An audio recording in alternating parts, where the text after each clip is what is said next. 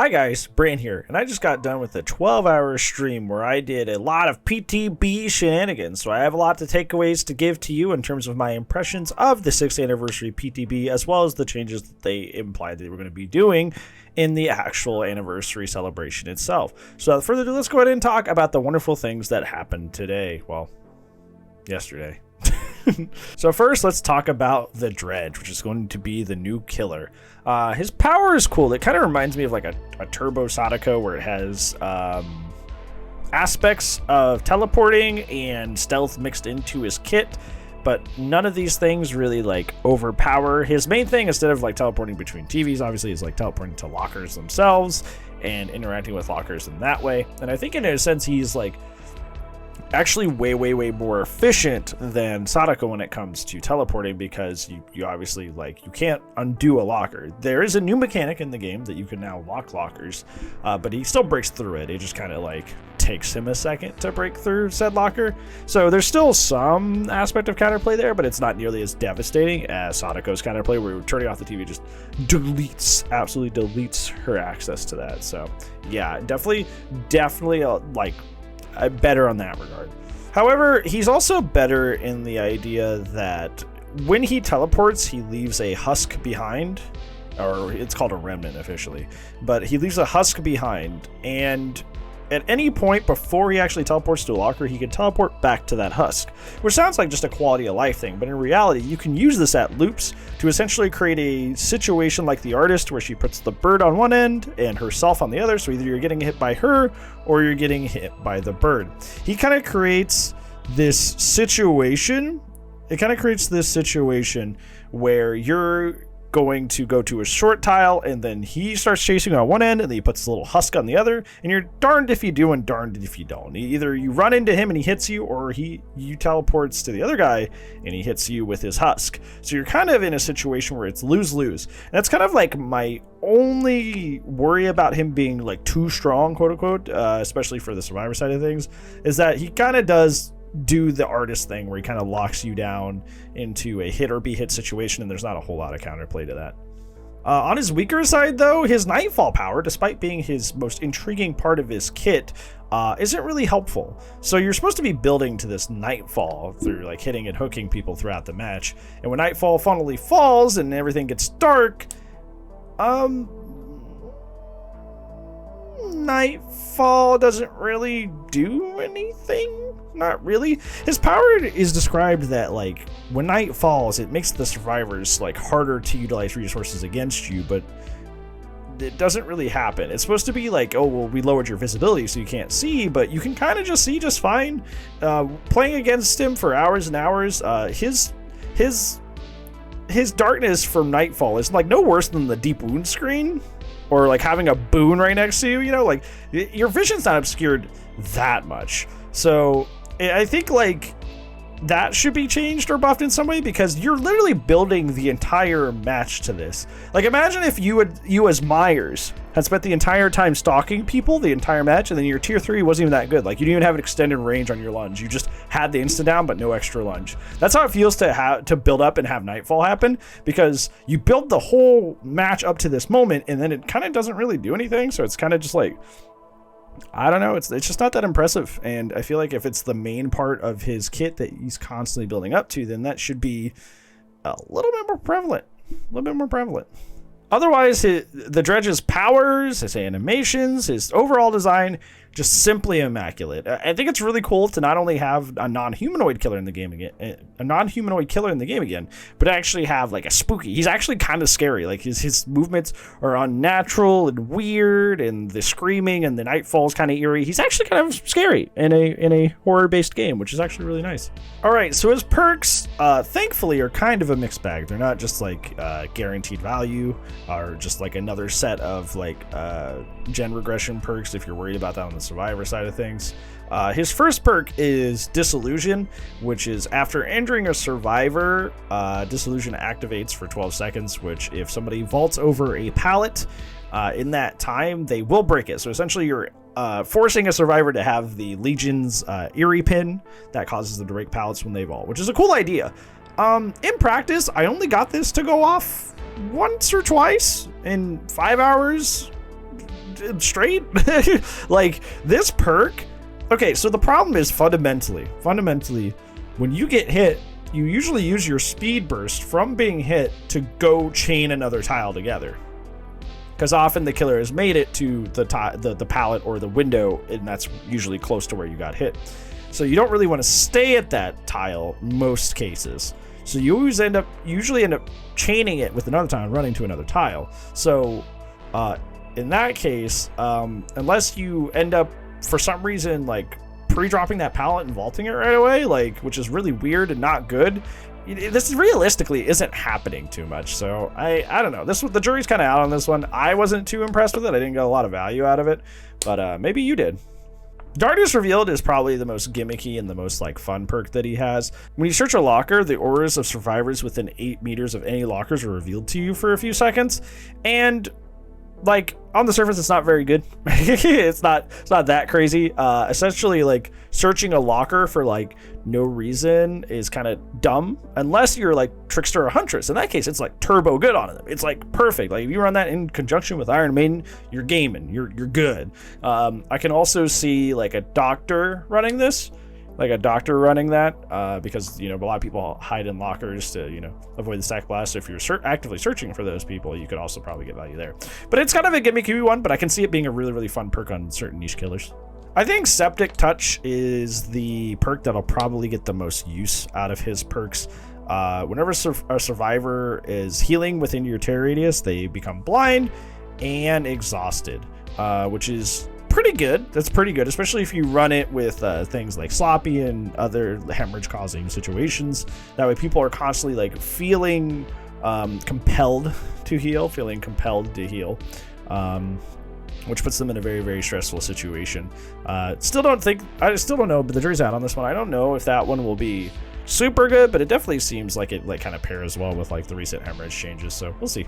This isn't really brought up to a lot of people because this kind of flew under the radar, but there is a new general perk that's literally just anti-boon as well, and it's not tied to the dredge at all, but I want to talk about it here because it is a killer perk.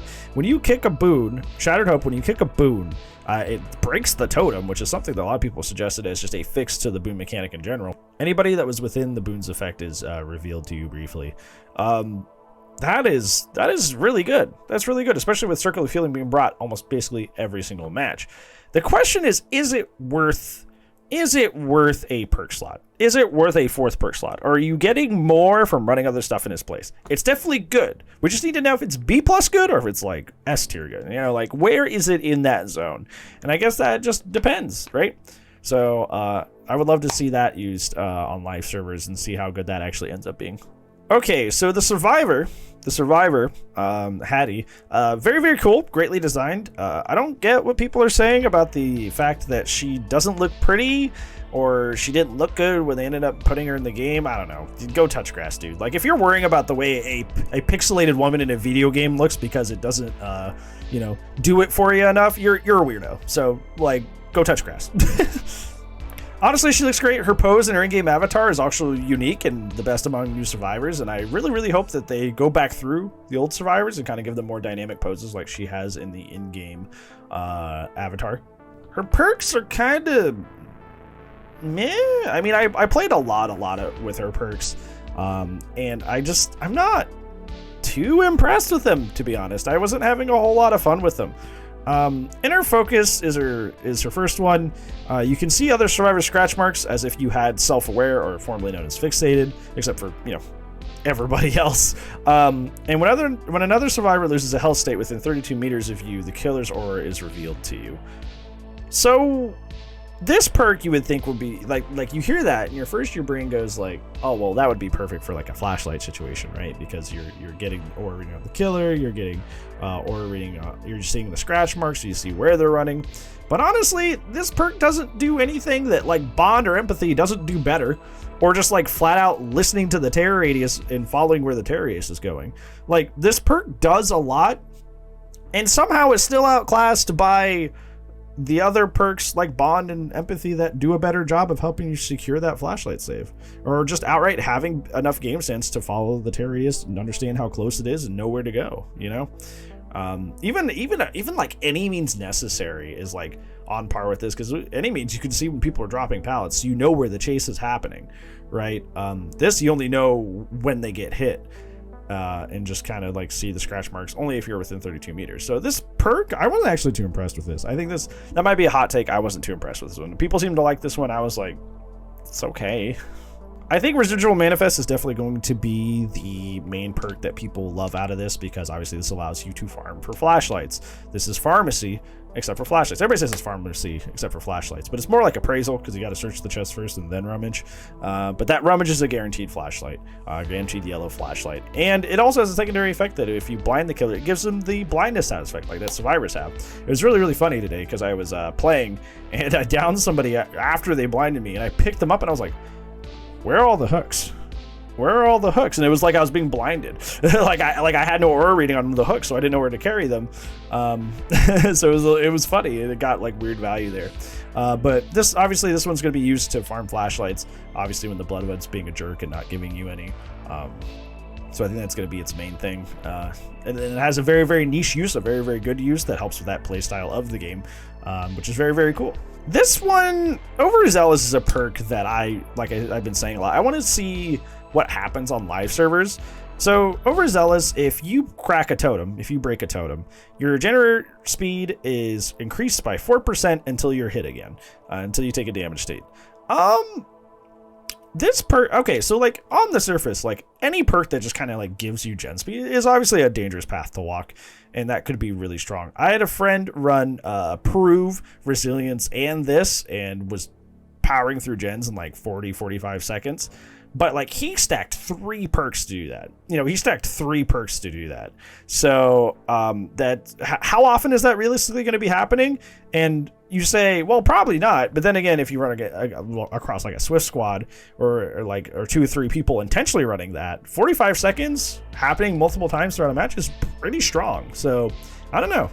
It's one of those things that I want to see how it behaves on live servers, because either it's going to be really, really annoying or it's not going to matter.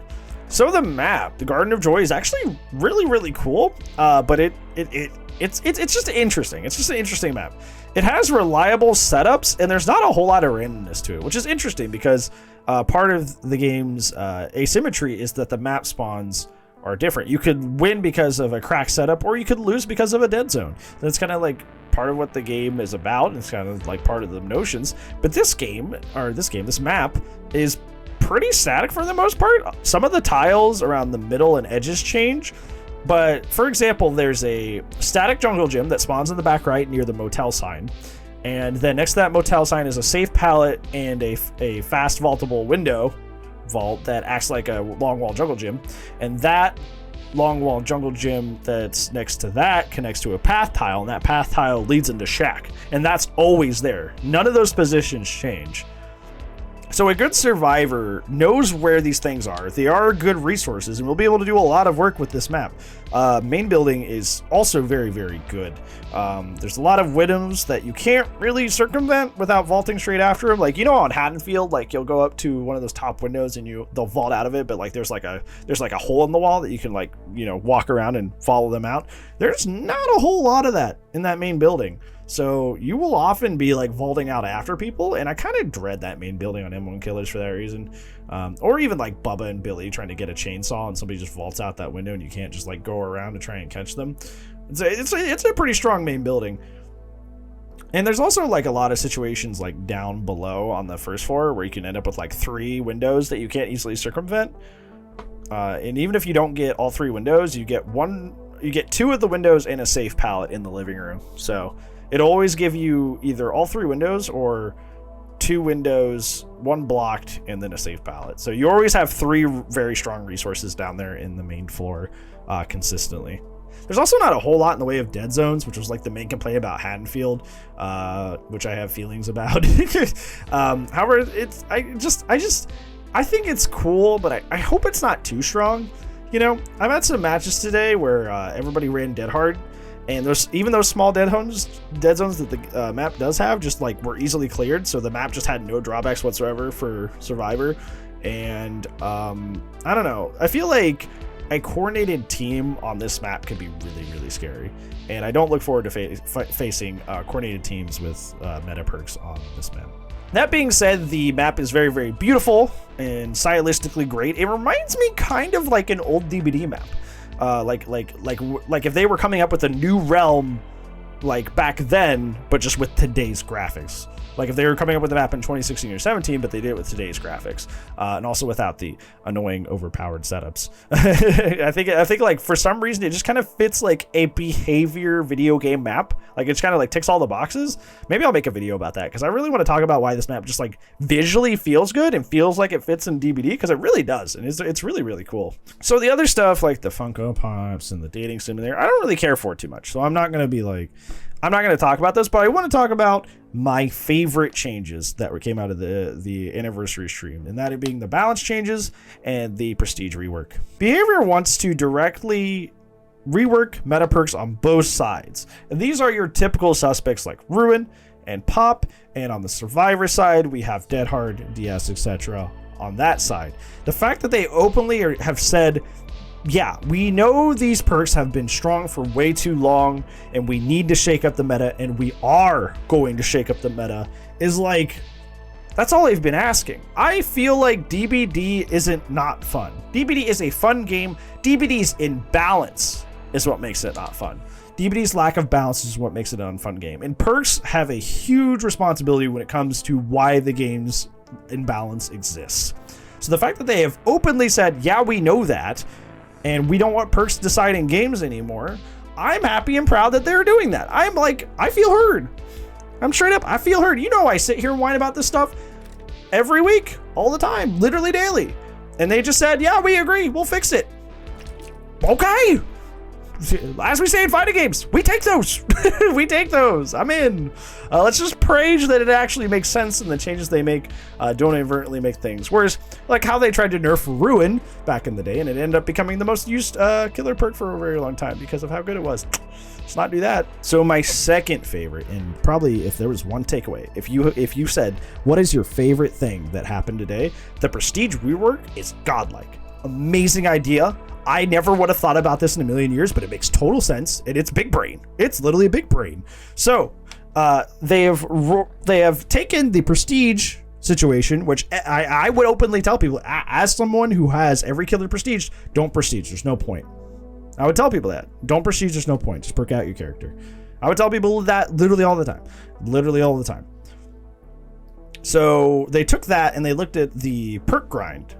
The perk grind situation that you're spending millions and millions and millions and millions of blood points into a character and still not getting the perks you want, not be able to play the game you want. That's boring, terrible, and painful.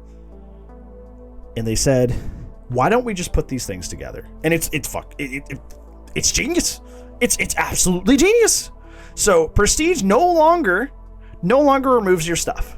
So formerly when you Prestige, you would lose all your add-ons, all your offerings, all your perks. No longer. That no longer happens.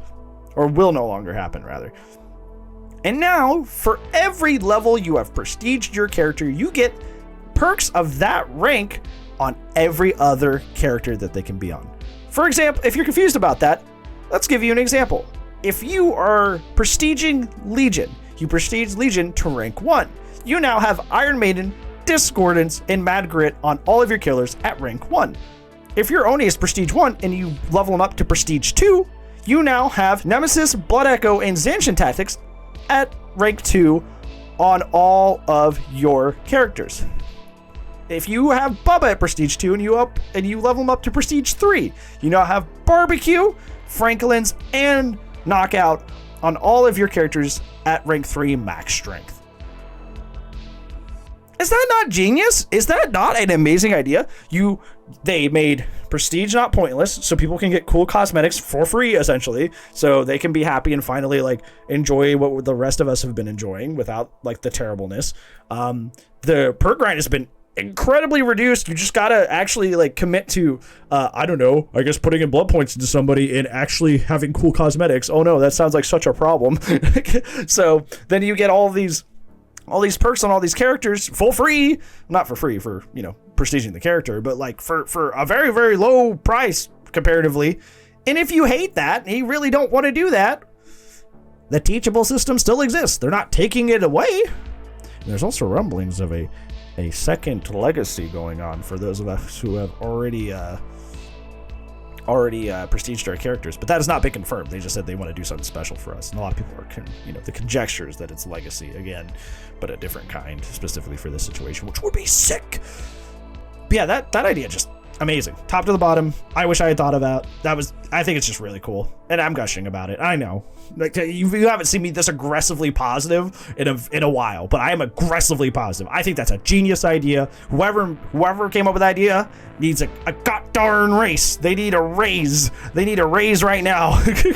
They need to be paid more money because that was genuous. That was schmort, and I love it to death. But yeah, that's basically my impressions and my feelings about the 6th anniversary stream and PTB.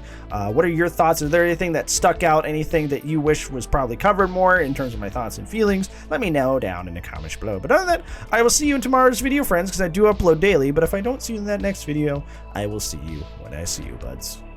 Goodbye.